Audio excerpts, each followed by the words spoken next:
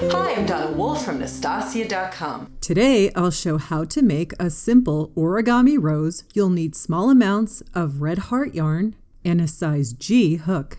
To begin, make a magic ring or an adjustable ring, which is just a loose slip knot. Chain 3. In this ring, make 11 double crochet stitches. 1, 2,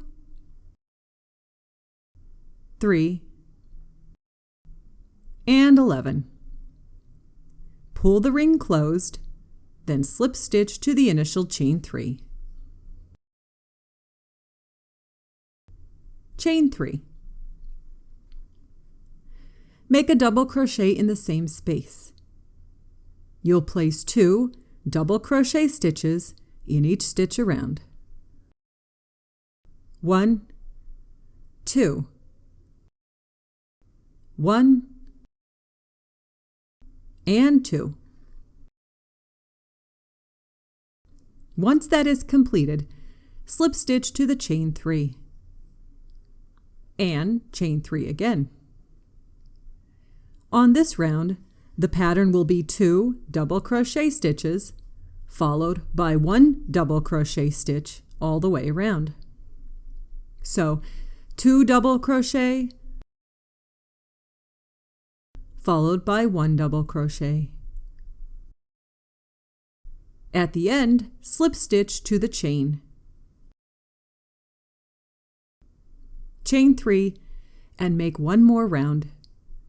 This time the pattern will be 2 double crochet followed by 1 double crochet followed by 1 double crochet all the way around.